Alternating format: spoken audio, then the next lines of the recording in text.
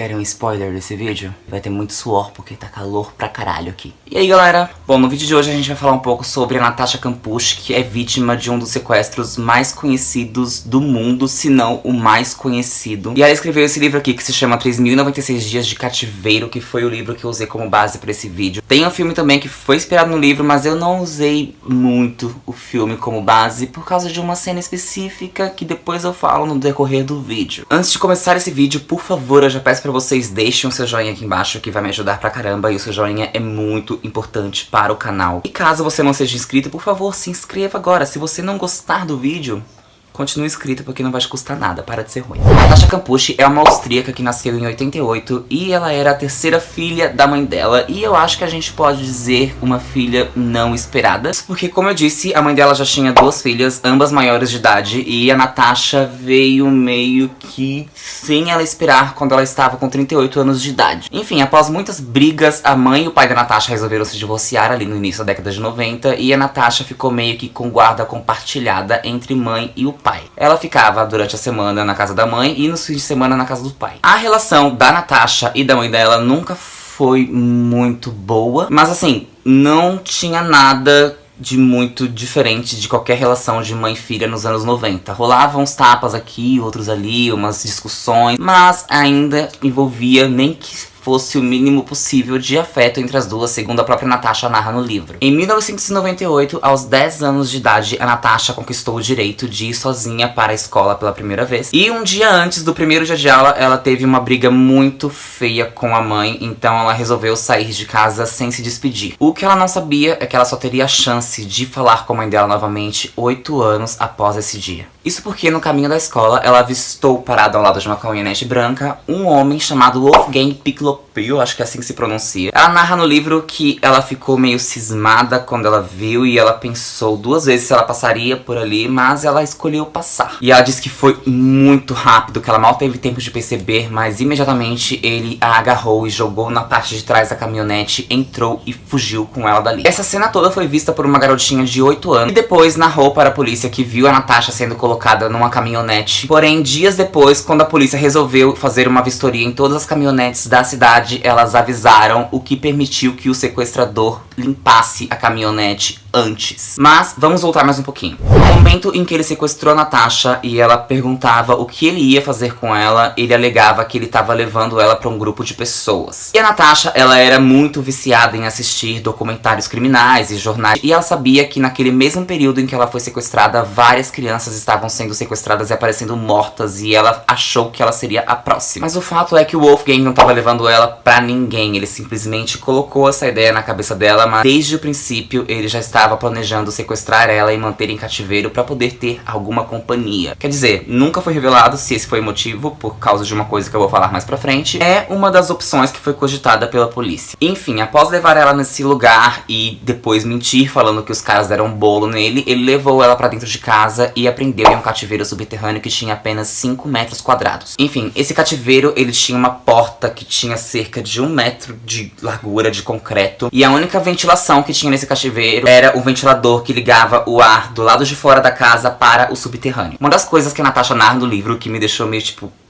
uau, é que ela agradece muito o fato dela ter sido sequestrada enquanto ela ainda era criança, porque segundo a própria, ela acha que uma criança consegue se adaptar muito melhor a mudanças do que um adulto. Enfim, tudo o que a Natasha tinha no cativeiro naqueles primeiros meses era um colchão bastante fino e uma pia na qual ela era obrigada a se limpar. E o Wolfgang só alimentava ela com alimentos pré-cozidos e fazia visitas pra ela de segunda a sexta-feira. Ele simplesmente sumia nos fins de semana. Duramente descobriu-se que é porque nos fins de semana a mãe dele ia passar os dias com ele, e a mãe dele não tinha ideia, galera, de que esses dias em que ela estava lá, ao mesmo tempo tinha uma criança vivendo no subterrâneo. Isso porque, além do quarto ser muito no subterrâneo, tinha a famigerada porta de concreto que impedia que saísse qualquer som de lá. Então, todas as sextas-feiras ele levava comida suficiente pra durar o fim de semana inteiro, e se ela comesse antes, problema era dela, porque ele só iria aparecer de novo na segunda-feira. A Natasha narra também no livro que o Wolfgang vivia sobre constantes mudanças de humor. Ela disse que muitas vezes, quando ele considerava que ela desobedecia ele ficava muito agressivo no início verbalmente falando, ele não chegou a agredir ela no início. Muitas coisas eram consideradas na cabeça dele uma desobediência, só que a Natasha nunca sabia o que de fato ele iria considerar uma desobediência. Às vezes simplesmente o fato dela responder uma pergunta era considerada uma desobediência da parte dele.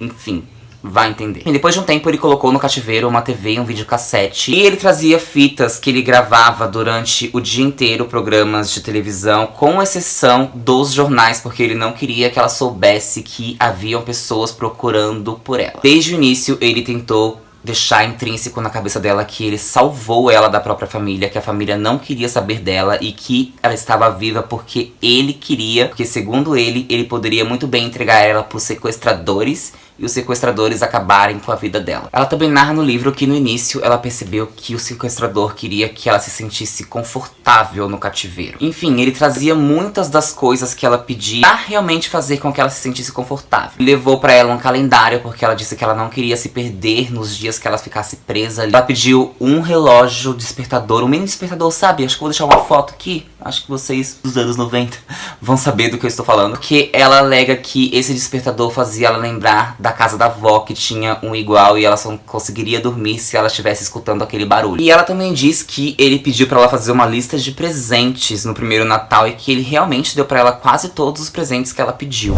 Enfim, ela narra que a primeira vez que ela percebeu que o sequestrador seria realmente capaz de machucá-la foi alguns meses após ela estar em cativeiro, que ele resolveu pintar o quartinho dela e trazer uma beliche, além de pendurar uma prateleira na parede. Ela narra que foi muito rápido. Ela simplesmente perguntou pra ele por que ele estava colocando a prateleira naquele lugar e imediatamente ele tacou uma furadeira na direção dela. Ela conseguiu se desviar, mas ela disse que a partir daquele momento ela ficou muito assustada. E a partir desse dia ele exigia que a Natasha obedecesse ordens explícitas. Entre essas ordens incluía não chorar, sempre agradecer a ele por tudo, incluindo por sequestrá-la. Se ela não obedecesse, ele tirava dela as únicas coisas que ela tinha pra se distrair, que era a TV, o videocassete e os livros que ele levava. Enfim, na primavera de 99, um ano após ela estar em cativeiro, Wolfgang proibiu ela de mencionar qualquer coisa sobre a vida passada dela. Ele alegava que a partir daquele momento ela pertencia a ele e ela deveria ser agradecida a ele porque ele era a única família que ela tinha. Enfim, no fim daquele mesmo ano, ele obrigou Natasha a escolher o outro nome porque ele alegava que Natasha pertencia à vida antiga e agora ela tinha uma nova vida. Então ela escolheu o nome Bibiane porque ela disse que achava um nome muito bonito. Ele já tinha tirado ela da família, ele já tinha tirado tudo o que ele podia tirar e agora ele dava a cartada final dele, que era tirar dela a própria identidade. Enfim, no ano de 2000, aos 12 anos de idade, a Natasha menstruou. E isso é um fato marcante por quê? Porque a partir do momento em que ela menstruou, ela alega no livro que foi meio que um divisor de águas no período em que ela estava em cativeiro. Porque a partir do momento em que ela atingiu a puberdade, ela parou de ser tratada como uma criança pelo sequestrador. Inclusive, ela diz no livro que sempre que ela menstruava, ele chamava ela de imunda e tratava ela muito pior do que um verme, dizendo que ela era porca, que ela era suja. E depois que ela atingiu a puberdade também, ele passou a tratar ela como uma empregada mesmo, galera. Ele passou a levar ela para o andar de cima, fazia ela limpar a casa dele. Sempre que ele ia fazer também uma reforma na casa, ela era meio que uma ajudante de pedreiro. Ele fazia ela carregar sacos e sacos de cimento, fazer faxina diariamente. Ele não gostava de ver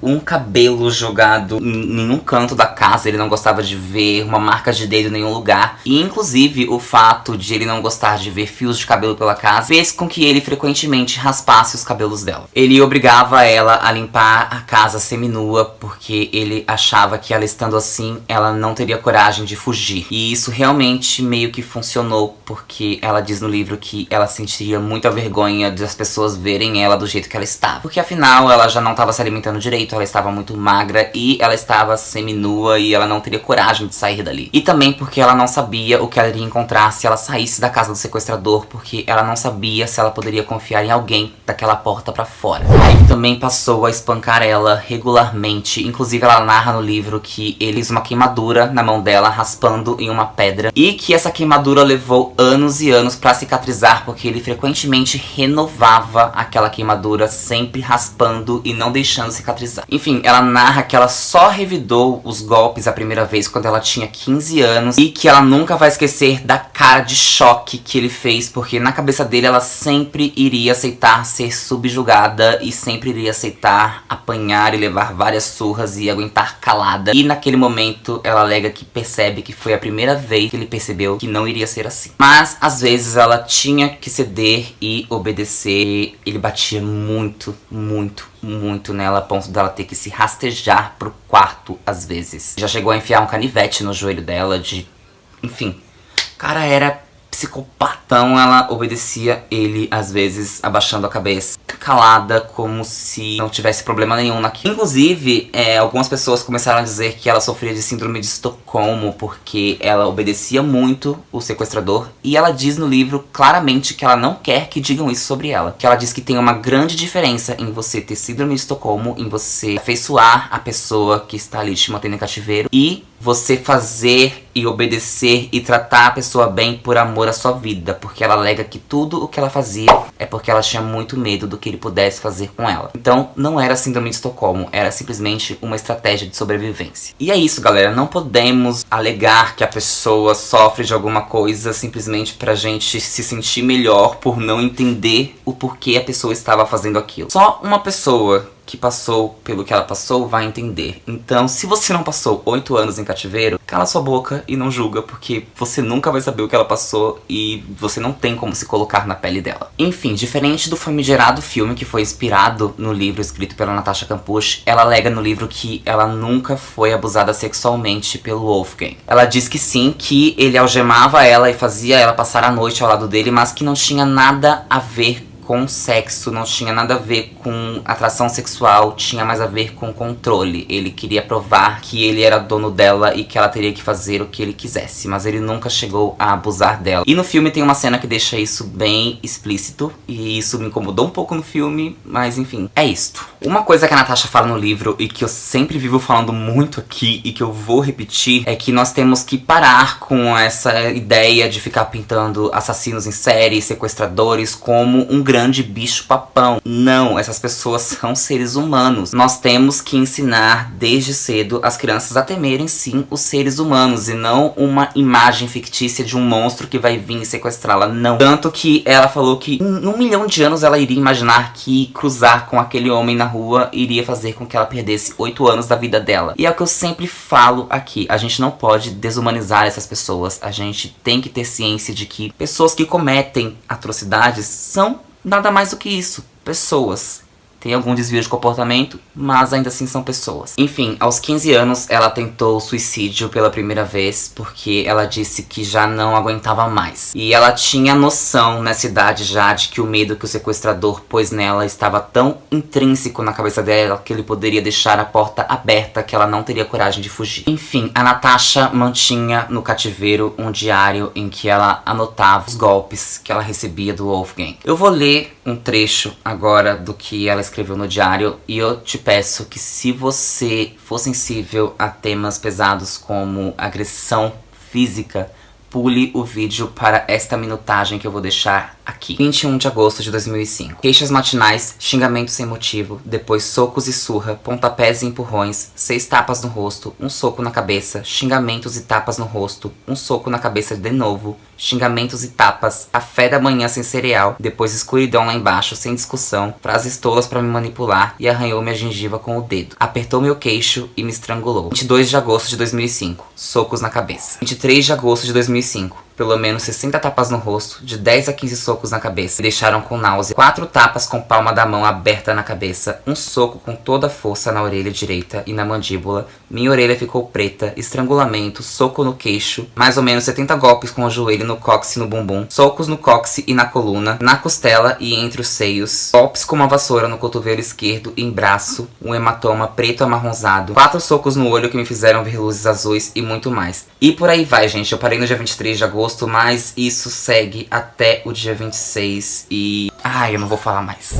Enfim, com o passar do tempo e o sequestrador confiando mais que ela não teria coragem de fugir, ele passou a de vez em quando sair de casa e levá-la. E galera, o medo já estava tão intrínseco na cabeça dela que uma certa vez eles foram parados por uma blitz e ela não teve coragem de pedir socorro ao policial. Isso porque sempre que ela saía de casa, ele fazia ameaças de que se ela abrisse a boca, ele mataria ela e todo mundo que estivesse ao redor e depois se mataria. E também porque ela tinha pavor do que poderia acontecer se o policial não acreditasse nela. E isso pra vocês verem quão intrínseco não tava o medo que esse cara colocou na cabeça dela após anos e anos de cativeiro. Enfim, um pouco antes de completar 18 anos, o Wolfgang levou a Natasha pra uma pista de esqui, eu acho que é assim que se chama, e ele simplesmente não tirava os olhos dela em momento algum. Inclusive, ela achou muito estranho quando ela pediu pra ir ao banheiro e ele simplesmente deixou ela entrar ficando parado na porta, porque ela tinha certeza de que ele iria seguir ela até o box. Mas não, ele deixou ela entrar e dentro do banheiro tinha uma mulher e ela foi pedir imediatamente socorro pra essa mulher, dizendo: me ajuda, pelo amor de Deus, eu sou a Natasha Campucci, eu fui sequestrado, o sequestrador tá ali do lado de fora, não me deixa sair, pelo amor de Deus, me ajuda. A mulher deu um sorriso pra ela e foi embora. Depois no livro ela narra que ela descobriu que aquela mulher não era austríaca, eu não me lembro o país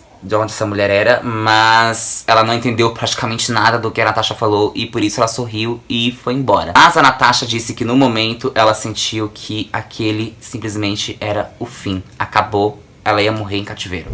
Isso até o dia 23 de agosto de 2006. 3.096 dias após ela ser sequestrada. Enfim, ela estava limpando a caminhonete do Wolfgang, que o Wolfgang tinha anunciado a venda dessa caminhonete. Enquanto ela estava limpando com o aspirador, o celular do Wolfgang tocou porque um potencial comprador estava ligando. E devido ao barulho do aspirador de pó, ele se afastou para atender a ligação. Só que quando a Natasha olhou para o portão, ela percebeu que estava meio que entreaberto. Então ela não pensou duas vezes, ela simplesmente largou o aspirador de pó e correu o mais rápido que ela pôde. As primeiras pessoas que ela encontrou foram 2 homens e uma criança, e ela pediu pelo amor de Deus um celular, e ela disse que aqueles homens olharam ela como se ela fosse maluca e simplesmente falaram que eles não tinham celular. Então ela correu o mais rápido que pôde até encontrar uma casa no fim de uma rua. A dona dessa casa era uma senhora que pediu pra ela, pelo amor de Deus, não pisar no jardim dela, que ela ia pegar o telefone e chamar a polícia. Enfim, a polícia chegou e ela disse: olá, eu sou a Natasha Campucci, eu estou avisando sequestrada, por favor, tal, meu sequestrador é tal pessoa, é isso e aquilo. E ela foi levada para a delegacia. Chegando lá, ela finalmente reencontrou a mãe e o pai, e ela percebeu que tudo que o sequestrador enfiou na cabeça dela de que ela estava sozinha e que ninguém mais queria saber dela era uma completa mentira. Nesse meio tempo, o Wolfgang, percebendo que a casa tinha caído, fugiu da casa dele imediatamente e se jogou nos trilhos de um trem, acabando com a própria vida. Porque ele sempre falou pra ela que antes de ser pego, ele se mataria, e foi o que ele fez. Enfim, a Natasha chorou muito quando ela descobriu que ele morreu e ela simplesmente foi criticada. Mas é aquele negócio, gente. Vocês já passaram 3.096 dias em cativeiro? Não. Então vocês não sabem todos os traumas de uma pessoa que passou por 3.096 dias de cativeiro. Então, se você não sabe, cala a boca. Porque simplesmente na cabeça dela não se passou que o sequestrador dela tinha morrido. Se passou que a única pessoa que esteve do lado dela nos últimos 8 anos tinha acabado de morrer. E, cara, ela fugiu, o cara morreu e foi tudo de uma vez só. Então vocês não imaginam, sei lá, a quantidade de emoção que tava dentro do peito dessa guria e ela precisava botar pra fora. Enfim, depois disso, saiu essa foto na imprensa que ficou super famosa, que é uma das fotos mais conhecidas sobre o caso, que foi quando ela foi libertada e ela saiu da delegacia completamente coberta, já que ela não tomava sol, e então a luz do sol era muito perigosa pra ela. Enfim, esse foi o fim do cativeiro da Natasha, e após isso, basicamente, o que sucedeu na vida dela? Ela conseguiu na justiça o direito à casa em que ela foi mantida como refém, porque ela morria de medo de que a casa virasse meio que um museu sombrio dos anos em que foram os piores anos da vida dela. Então ela conseguiu a casa na justiça para sempre manter a casa fechada e livre de visitantes. Enfim, ela terminou os estudos, ela fez supletivo e ela escreveu o livro dela, e basicamente hoje em dia ela vive apenas da renda do livro dela. E enfim, como eu disse, esse livro foi a única coisa que eu usei como base pra gravar esse vídeo. Eu vou deixar o link aqui na descrição caso vocês queiram comprar. E essa foi a história de um dos sequestros mais conhecidos do mundo. Se você gostou desse vídeo, por favor, como eu já disse, deixa o seu joinha aqui embaixo, se inscreve aqui no canal e eu vejo vocês no próximo vídeo. Tchau!